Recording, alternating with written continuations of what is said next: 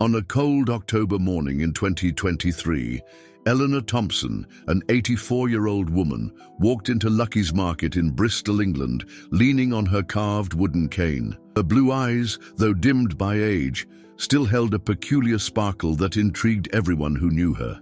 On that specific day, she carried not only her usual shopping, but also a secret that would forever change several lives. Sarah Mitchell, a 28-year-old single mother, was at the checkout counter, counting coins to pay for a package of diapers and milk for her 2-year-old daughter, Emma. Her hands trembled slightly as she sorted the coins, and her red eyes betrayed sleepless nights. Her waitressing salary barely covered the rent for the small apartment where they lived, and every penny was precious. Eleanor observed the scene carefully. In her purse, she kept a lottery ticket she had bought earlier, a ritual she had maintained for decades, always choosing the same numbers: 7, 13, 23, 28, 42, and 60. Numbers that carried meanings only she knew, tied to a story that went back to 1962, when Bristol was a very different city. Approaching Sarah, Eleanor gently touched her shoulder. "Dear," she said in her soft voice, "I have a very strong feeling about this ticket." Her wrinkled hands extended the paper to Sarah, who initially hesitated to accept. "Please, take it. Sometimes life presents us with opportunities disguised as casual encounters." Sarah, confused but grateful for the unexpected kindness, accepted the ticket, storing it in her worn wallet. What she didn't know was that this simple gesture would trigger a series of events that would reveal a story kept for more than 6 decades. 3 days later, fate showed its most surprising face. The drawn numbers matched exactly those on the ticket: 7, 13, 23, 28, 42, and 60. The prize, $327 million. The news spread quickly through the small Bristol community, and Sarah, still stunned by the magnitude of the event, tried to process the dramatic change in her life. But Eleanor Thompson didn't appear to celebrate. In fact, she wasn't seen anywhere in town in the days following the drawing. Intrigued and feeling obligated to thank her benefactor personally, Sarah decided to search for her. It was then that the true story began to unfold, layer by layer, like pages of a long-closed book. In 1962, Eleanor was a young nurse at St. Mary's Hospital in London. Her path crossed with Thomas Mitchell, a promising, newly graduated doctor. Love between them blossomed quickly, but the social conventions of the time and the disapproval of Thomas's family, especially his father, an influential surgeon, made the relationship impossible. Thomas was forced to marry Catherine Wellington, daughter of another respected doctor, while Eleanor, pregnant and desperate, was sent to Bristol by her family. On July 13, 1962, she gave birth to a girl who was immediately given up for adoption against her will. The lottery ticket numbers weren't random. The 7 represented July 13, the day of her daughter's birth, 23 Eleanor's age at the time, 28 the hospital room number where she gave birth, 42 the number of the house where she lived her last days in London, and 60 the years she spent searching for her daughter. Sarah Mitchell wasn't just a single mother chosen at random. She was Eleanor's granddaughter, daughter of Mitchell, the child Eleanor was forced to give up for adoption so many years ago. Eleanor had finally found her family after decades of searching, but discovered she had terminal cancer in an advanced stage. Jennifer, Eleanor's daughter, had died in a car accident 5 years earlier, never knowing the truth about her origins. Sarah grew up being raised by her father without knowing her complete family history. Eleanor discovered all this through Private Detective James Blackwood, who spent 3 years investigating the case. Blackwood managed to make the connection through old hospital records and a series of remarkable coincidences. A photo of Jennifer at age 25, found in the archives of St. George Hospital in London, showed a striking resemblance to Eleanor at the same age. From there, Blackwood followed Jennifer's trail through marriage records, which led him to Sarah. The detective discovered that Jennifer had married Michael Mitchell, unrelated to Thomas, in 1985, and Sarah was born in 1995. After the tragic accident that took Jennifer's life in 2018, Blackwood found local news reports mentioning her daughter Sarah, then a young single mother. The final confirmation came through a DNA test, discreetly obtained from a discarded coffee cup at the cafe where Sarah worked. The lottery ticket was Eleanor's last act of love. She knew she had only a few weeks to live and wanted to ensure her granddaughter and great-granddaughter would have the financial security she could never provide to her own daughter. A week after the drawing, Sarah received a letter delivered by a law firm. The letter, written by Eleanor, revealed the entire story and included old photos, documents, and a detailed diary she had kept over the years. Among the papers were also recent medical exams and a death certificate. Eleanor had passed away 2 days after giving the ticket, at peace for having finally completed her mission. Eleanor's and Sarah's story deeply touched the Bristol community. The love of a mother who never stopped looking for her daughter and who found a way to care for her family even after her departure moved everyone who knew her journey. Her diaries, now preserved in the Foundation's library, reveal a relentless search that took her all across the United Kingdom. Eleanor developed a brilliant system to maintain her search without compromising her professional career.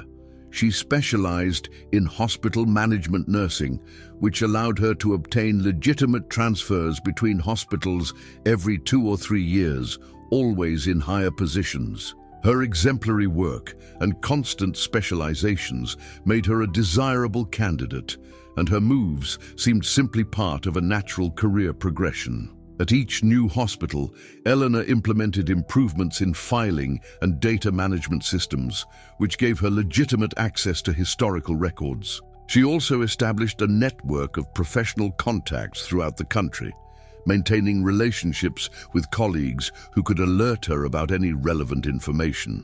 Her dedication to work was genuine, and her promotions were all deserved. The search for Jennifer was conducted with such discretion that no one ever suspected her motives for periodically changing hospitals. Sarah decided to honor her grandmother's memory by establishing a foundation in her name, dedicated to helping single mothers and reuniting separated families. The main building of the foundation was established at the same location where Lucky's Market used to be, now transformed into a community support center. Emma, now with access to the best possible education, would grow up knowing the extraordinary story of her great-grandmother, a woman who transformed decades of pain and regret into a final act of love and redemption. During the 61 years that separated Eleanor from her daughter, she never stopped searching. In 1975, Eleanor came close to finding her daughter. A diary entry dated March 15th of that year tells how she discovered that Jennifer had been at the Royal London Hospital just a week before. "My heart stopped when I saw her name in the registry," wrote Eleanor. Jennifer Mitchell, 13 years old, admitted with appendicitis. "When I arrived at the listed address, the family had already moved. Once again, fate played a cruel trick on me." Sarah, reading her grandmother's diaries, discovered that Eleanor had crossed her path several times over the years without knowing. In 1998, Eleanor worked at the same hospital where Sarah was born. In 2005, they lived just 3 blocks apart in Manchester.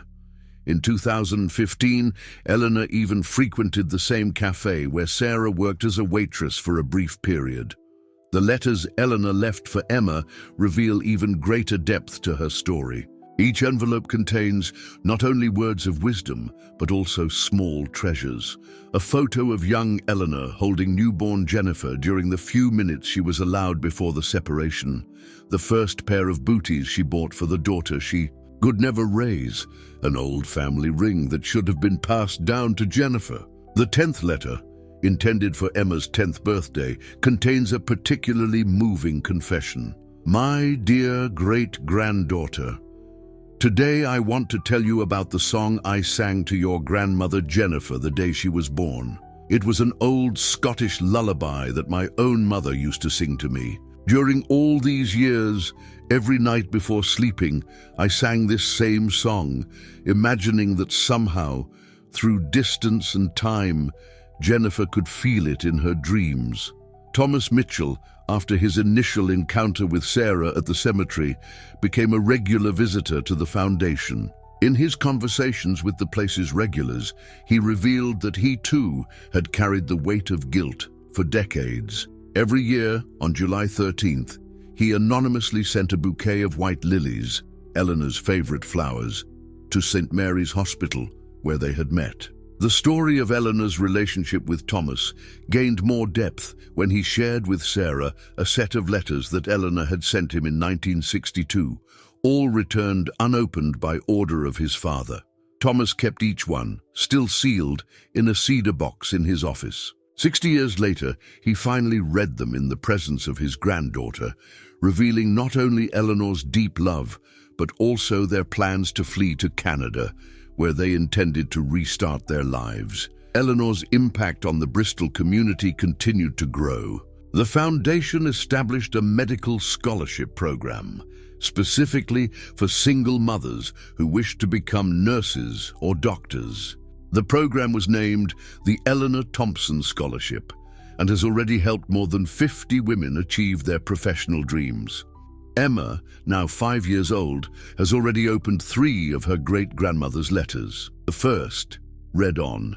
Her third birthday contained a small gold locket with photographs of 4 generations of family women: Eleanor, Jennifer, Sarah, and Emma herself, a montage carefully prepared by Eleanor before her departure. The second letter brought a collection of family recipes, including the famous caramel pudding that Eleanor used to prepare during her youth's Christmases. The third letter, the most recent, included white lily seeds, with instructions for Emma to plant them in the foundation's garden. The Eleanor Thompson Foundation became a meeting point for separated families from around the world.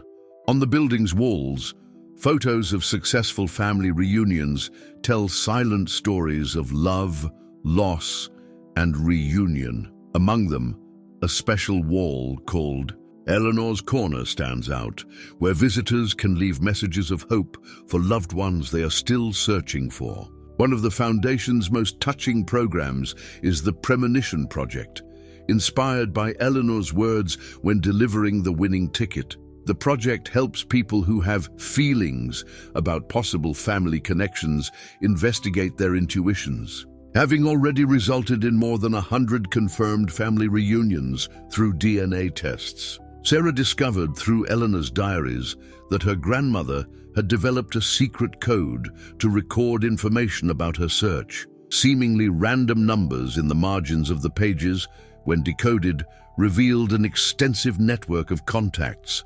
nurses, social workers, and private investigators who helped her in her search over the years. This elaborate system demonstrated not only her determination, but also her sharp intelligence and attention to detail. The story gained an international dimension when a retired nurse from Australia recognized Eleanor through an online report. Margaret Wilson had worked with her at St. Mary's Hospital in 1962 and kept an old photo where Eleanor appeared pregnant, smiling next to Thomas. The photo, now enlarged and framed, occupies a prominent place at the Foundation's entrance. In a surprising twist, it was discovered that Eleanor had written a complete book about her experience, using a pseudonym. The manuscript, found in a false drawer of her old desk, was posthumously published under the title The Last Gift. The book became an international bestseller, with all royalties reverting to the Foundation. Eleanor's cane, with its secret compartment containing the final poem, became a powerful symbol at the Foundation. Local artists created miniature replicas that are given as charms to each family, reunited through the institution's programs. Each miniature cane contains a version of Eleanor's poem translated into the recipient family's language.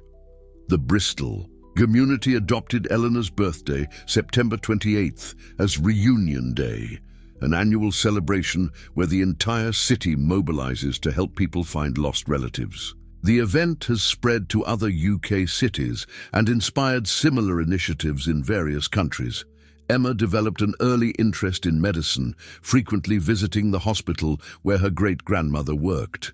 The older staff share stories about Eleanor with her, describing her as a dedicated professional who always found time to comfort lonely patients, especially mothers separated from their children. Lucky's Market, where it all began, was preserved in its original facade, although the interior was transformed into the Foundation's Welcome Centre. The old checkout counter where Sarah counted her coins that fateful morning was kept as is, transformed into a kind of memorial that reminds everyone that life's most transformative moments can happen in the most common places. The last discovery about Eleanor came through a shoebox found in the attic of her old house. Inside it were dozens of donation receipts she had made over the years to orphanages and shelter homes across the United Kingdom. Even with her limited resources as a nurse, Eleanor never stopped helping other children separated from their families, transforming her own pain into acts of kindness. Today, Eleanor Thompson's story is more than a narrative of loss and reunion. It's a testament to the power of maternal love and the persistence of the human spirit. In Bristol, her legacy lives on not only in the Foundation's programs or the pages of her book, but in the heart of every person who learns her story and comes to believe that, even in the most unlikely circumstances, love finds its way.